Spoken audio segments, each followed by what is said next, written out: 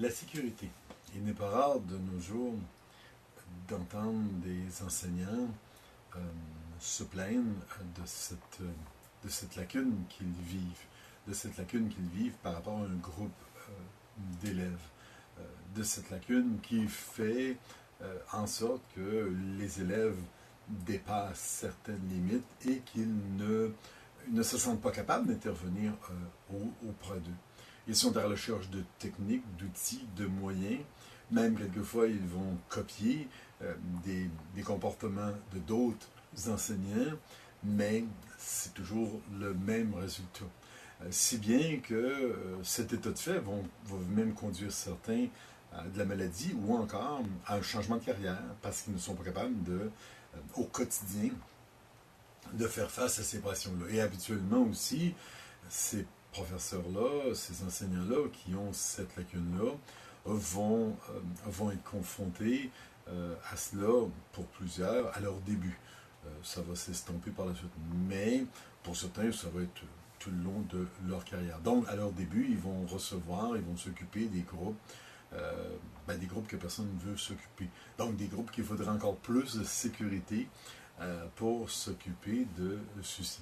On a même vu nombre de professeurs, d'enseignants remplaçants qui ont à faire face à la volée, à un groupe différent à tous les jours, quand ce n'est pas à plusieurs fois par jour. Donc, cet équipement de sécurité est un équipement fondamental qu'il faut que ces enseignants-là puissent bâtir.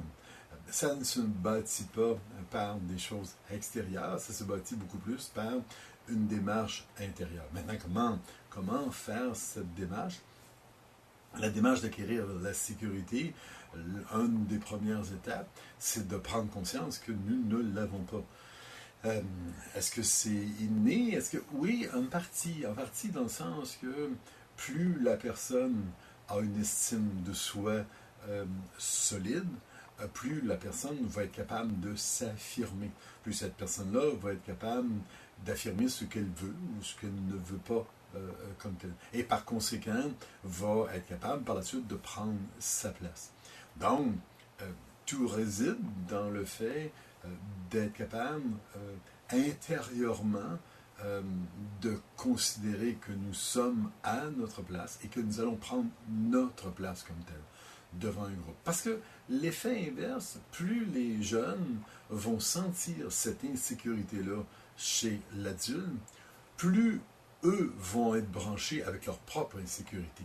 Parce que si, dans un groupe classe, l'adulte qui est en avant ne semble pas démontrer qu'il est capable de contrôler, de gérer les éléments, en parenthèse, extrêmes de la classe, à partir de là, les jeunes n'ont d'autre choix que de se ranger derrière ces éléments extrêmes-là. Ou encore, s'il y a un leader fort, de se réfugier derrière celui-ci, mais pas derrière cet adulte-là. Donc, à partir de là, ça vient multiplier le nombre d'élèves qui ont de la difficulté à fonctionner. Et ça hausse le niveau de difficulté de l'enseignant qui se sent incapable de gérer cet ensemble-là. Donc, oui, il y a des outils à développer. Comme je disais, le premier outil, c'est peut-être de prendre conscience soi-même. Deuxièmement, c'est peut-être de pas tenter de trouver des outils, des moyens pour camoufler cette chose-là. Parce que c'est inutile de tenter de la camoufler, c'est évident. D'ailleurs, les jeunes, relativement très perspicaces, de toute façon, ils ont la journée pour vous observer. Donc, ils sont capables de voir moindrement qu'une situation vous a vraiment déséquilibré, une autre situation, vous craignez d'intervenir parce que vous ne sentez pas. Ils ont tout vu, ces choses-là.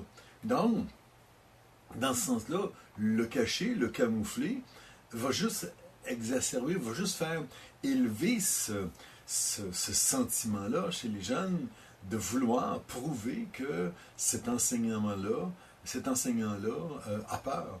Donc, ils vont redoubler d'efforts pour multiplier les choses qu'ils vont faire pour faire rendre cet enseignant-là complètement déséquilibré. Donc, le dire, être capable de le dire, être capable de l'identifier, être capable d'être authentique, puis de témoigner, ben là, actuellement, je me sens pas à l'aise, mais j'ai bien l'intention. Et c'est là que rentre la détermination de cet adulte-là, d'aller au fond.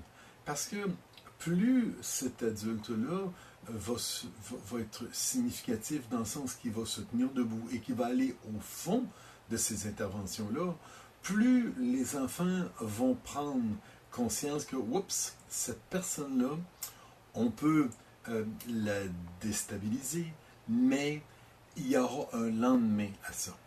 Et habituellement, les adultes qui ont un lendemain aux situations, quand on est jeune, on apprend finalement à être prudent avec ces personnes-là. Parce qu'on sait que ces personnes-là n'effaceront pas l'ardoise à 4 heures, puis c'est fini, on n'en parle plus. Ils vont donner une suite. Donc, peu importe si je vis une insécurité dans un groupe, il s'agit que je donne des suites, à ceux que j'aurai identifiés comme tels. Et plus je le ferai, plus je vais acquérir cette sécurité-là. L'ennemi, finalement, de la sécurité, c'est le laisser faire, ne pas intervenir, le balayer sur le tapis, le feindre qu'on a vu une situation. Ça, c'est l'ennemi de la sécurité, parce que les autres l'ont vu, eux, que l'adulte n'a pas intervenu. Donc, ça va prendre davantage de place. Donc, aller au fond de nos interventions, revenir le lendemain, donner des suites à ce niveau-là, rencontrer en individuel des jeunes pour être capable de regarder avec eux. Si je suis capable de m'investir là-dedans, les jeunes vont être forcés de changer mon CV, parce qu'on sait que tous les jeunes ont le CV des professeurs, ils se l'échangent, ils vont même se le reporter d'année en année. Comment était monsieur un tel l'année passée? Ah, il était comme ça, etc. Et ils prennent bonne note de tout cela.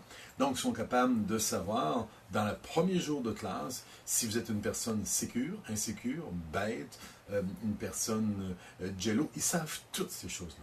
Ils savent que si vous êtes conséquent, vous êtes inconséquent. Et si vous connaissez votre matière, vous connaissez pas votre matière. Si vous êtes un passionné, vous n'êtes pas un passionné. Ils savent toutes ces choses-là. Donc, libre à vous, avec votre investissement, de faire modifier ces données-là dans votre CV. Bonne sécurité.